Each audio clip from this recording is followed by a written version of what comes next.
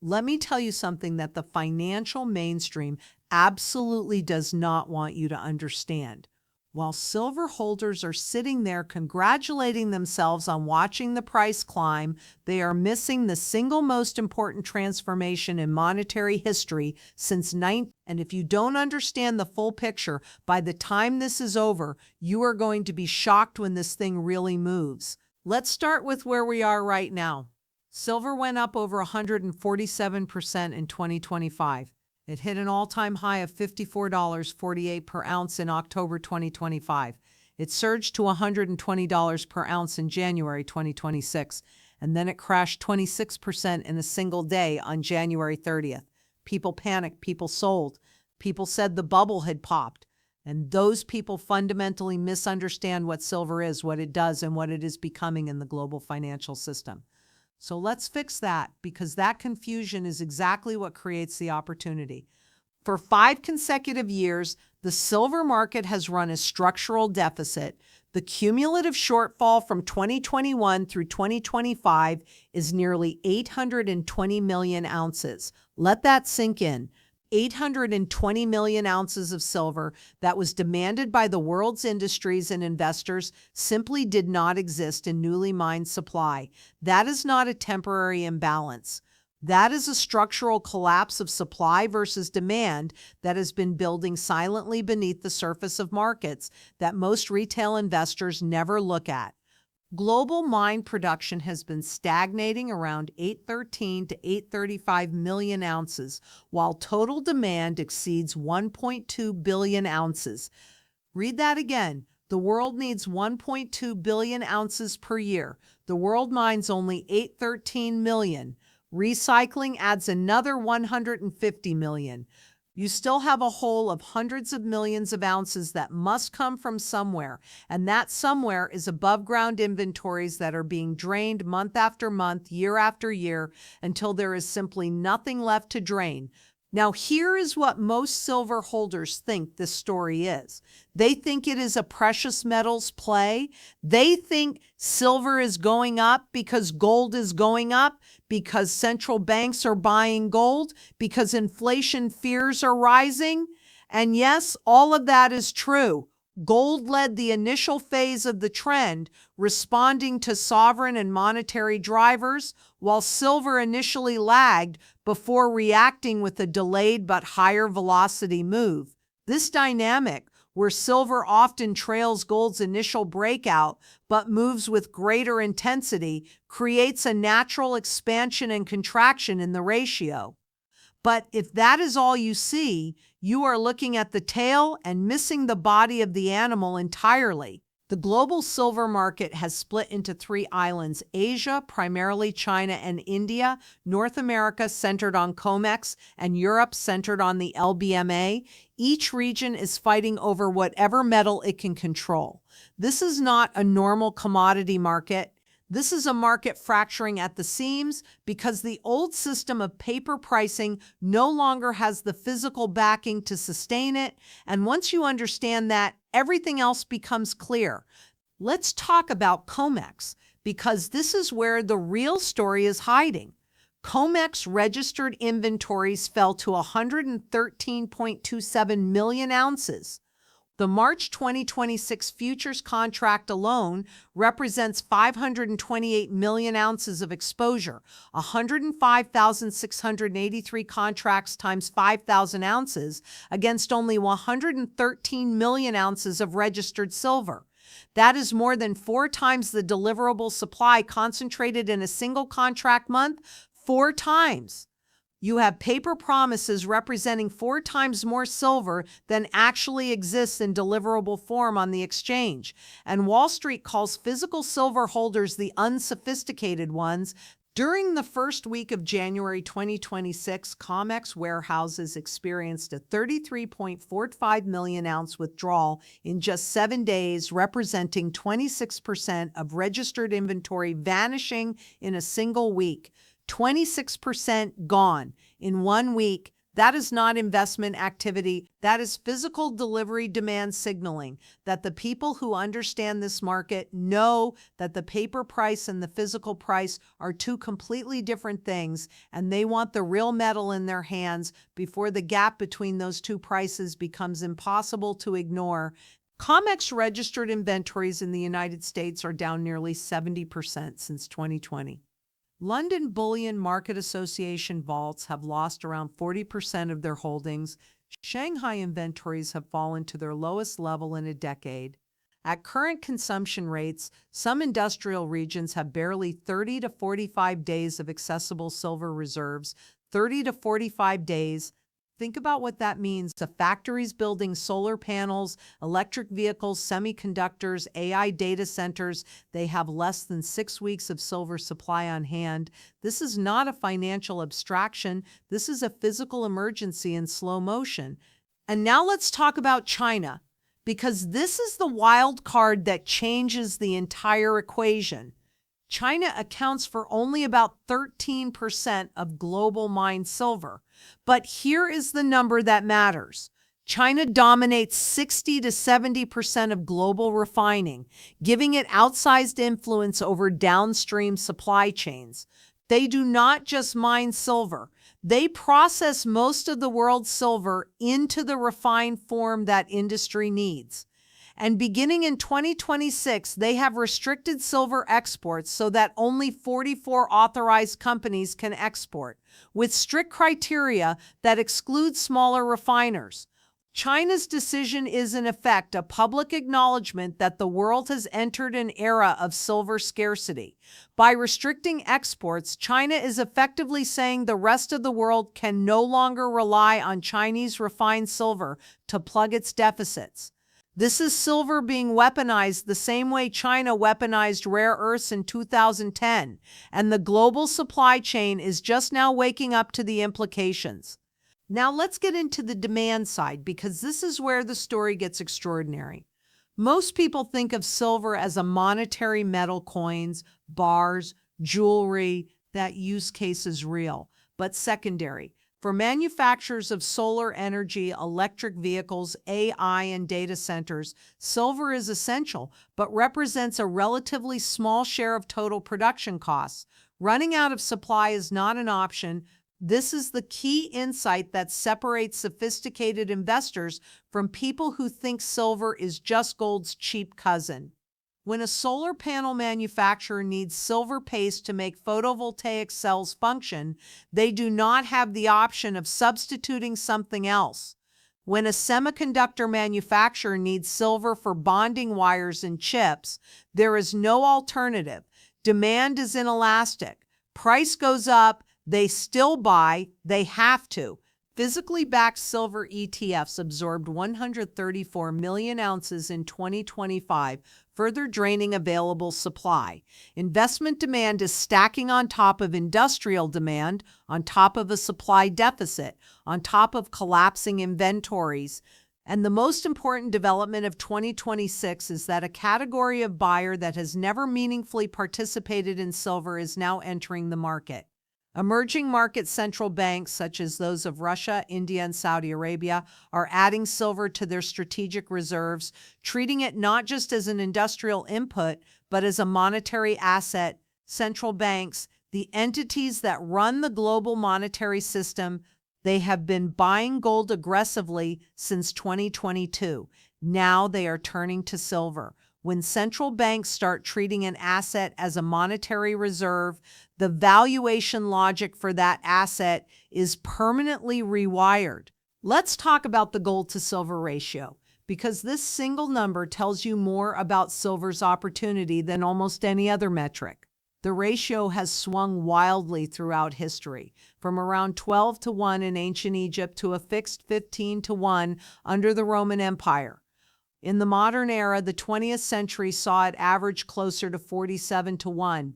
Since the final breakdown of the Bretton Woods system in 1971, volatility has increased significantly. It soared above 100 to 1 during the 1991 recession and again in March 2020 during the COVID-19 panic. It plunged below 30 to 1 during powerful silver bull markets.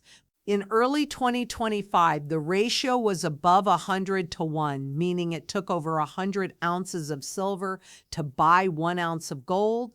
By January 2026, it had compressed to approximately 45-1. That compression, that single move in the ratio, represents one of the most dramatic precious metals realignments in modern history. And here is what matters.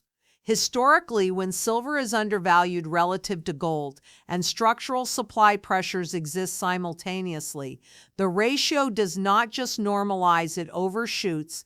It plunges past the historical average of 47-1 and goes toward 30-1 or even lower.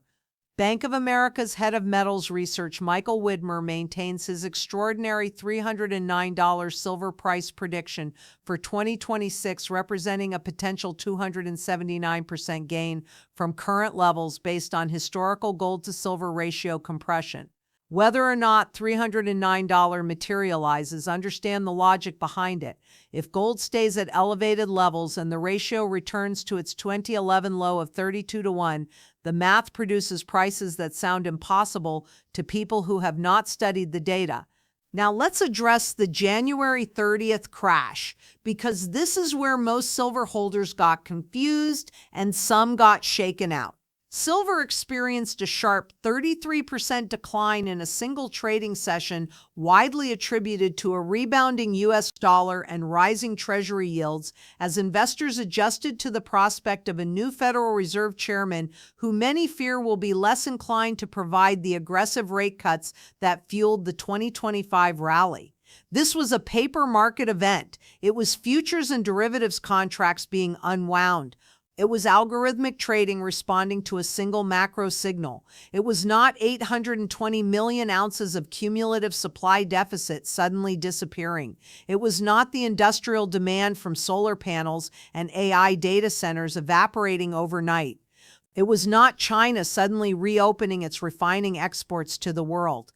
The physical market and the paper market told completely different stories on that day, and sophisticated buyers used the paper crash to acquire physical metal at discounted prices.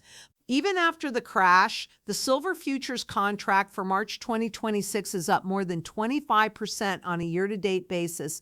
The crash was a correction within a historic bull market. The people who sold their physical silver because a futures contract dropped 33% in one session do not understand the difference between what they own and what was being traded on an exchange. Let's talk about what the major institutions are actually saying, because even the conservative voices are bullish in a way that should get your attention. J.P. Morgan Global Research sees silver prices averaging $81 per ounce in 2026, more than double its average in 2025.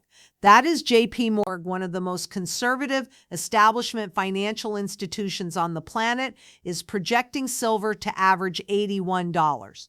Not peak at $81, average $81 across the entire year. Bank of America believes silver will average around $56 in 2026, but could climb to a peak of $65. Mona, with the talk about Biden, those are the bears in the room right now. Citigroup forecasts silver reaching $150 within 3 months, calling the white metal gold on steroids, as Chinese buying momentum and dollar weakness fuel unprecedented precious metals gains. When the range of institutional forecasts runs from $65 to $309 and the conservative call is $56, something fundamental has changed in how professional money views this metal. Now let's talk about the supply side in detail, because this is the piece that makes the bull case not just possible, but mathematically inevitable over time. Approximately 75 to 80% of silver comes as a mining byproduct, creating supply inelasticity that prevents production responses despite elevated prices. Supply from primary silver mines comprises only 25 to 28% of global output. This is the fundamental constraint that makes silver unlike almost every other commodity. When copper prices rise, miners drill more copper. When oil prices rise, drillers drill more wells. When silver prices rise, miners cannot simply mine more silver because most silver comes out of the ground as a byproduct of copper, zinc, and lead mining operations. Those operations are governed by the economics of the primary metal, not silver. Higher silver prices in isolation do not unlock meaningfully more silver supply. The world's largest primary silver producer, Fresnillo, officially cut its 2026 silver production targets, revising guidance down to 42 to 46.5 million ounces from a previous forecast of 45 to 51 million ounces. The world's largest primary silver miner cutting production in a year when demand is at historic highs. That is the supply reality, and new mines take 7 to 15 years from discovery to production. There is no cavalry coming. The supply deficit will persist and deepen, and the market will be forced to clear through price. Silver mine output is relatively unresponsive to price signals. As a byproduct of gold, copper, and base metal mining, higher silver prices alone are often insufficient to trigger new supply. This inelasticity means deficits can persist far longer than in markets where primary production responds quickly. Now let's zoom out further, because the 2026 silver story is not just about supply and demand.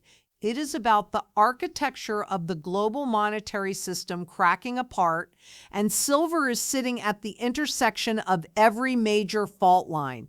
The de-dollarization trend that has been quietly building since 2008 is now accelerating. Central banks that accumulated dollars for decades as the world's reserve currency are asking a question that was previously unthinkable. What comes next? Silver is increasingly discussed as a potential foundational asset in a future BRICS plus monetary system. While the exact design of any new BRICS unit has not been made public, many analysts speculate a basket structure, for example, 40% gold and 60% BRICS currencies. If silver becomes embedded in any new monetary architecture, the demand profile for this metal transforms permanently and irreversibly. The International Monetary Fund warns that global public debt to GDP ratios hit 93% in 2023, creating a structural backdrop supportive of hard assets. When governments are carrying debt burdens of this magnitude, the pressure to inflate away that debt is not a choice, it is a mathematical inevitability. And hard assets, assets that governments cannot print, that cannot be digitally created, that exist in finite quantities in the physical world, are the natural refuge: gold, silver, real things. Now let's get very specific about what is happening in the physical market right now in 2026, because this is the data that the financial media consistently ignores. Metals Focus says the world is facing the deepest silver supply deficit ever on record, about 295 million ounces for 2025. Once ETF flows are counted, the cumulative silver deficit since 2019 now tops 1.3 billion ounces. Since 2019, that is 6 years of the world consuming far more silver than it produces, and the metal that made up that difference came from somewhere. It came from vaults. It came from inventories. It came from above-ground stockpiles that were built up over decades and are now being permanently consumed by industry. Physical investment is forecast to rise by 20% to a 3-year high of 227 million ounces in 2026. After 3 consecutive years of decline, Western physical investment is expected to recover in 2026 as silver's exceptional price performance and ongoing macroeconomic uncertainty rekindle investor interest.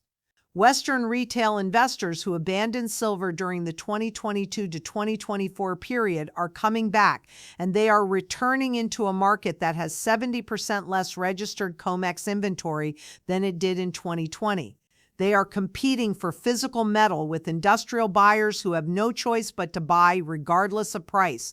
They are competing with emerging market central banks who are accumulating silver as a reserve asset. The demand stack is growing, the supply is not. Stanford researchers demonstrated that a nanoscale silver coating can solve the cracking problem that has plagued solid-state batteries. Silver-treated solid electrolyte surfaces become 5 times more resistant to lithium intrusion damage, achieved by heat treating a mere 3-nanometer silver layer.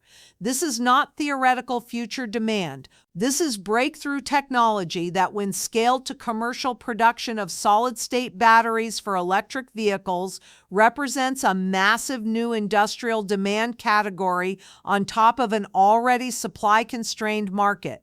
New use cases for silver are being discovered continuously.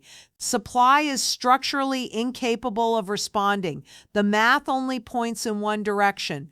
To satisfy AI and clean energy power needs, the world is rapidly restarting and expanding nuclear capacity, creating a long-term underestimated source of silver consumption. Nuclear reactors use silver in control rods and instrumentation systems.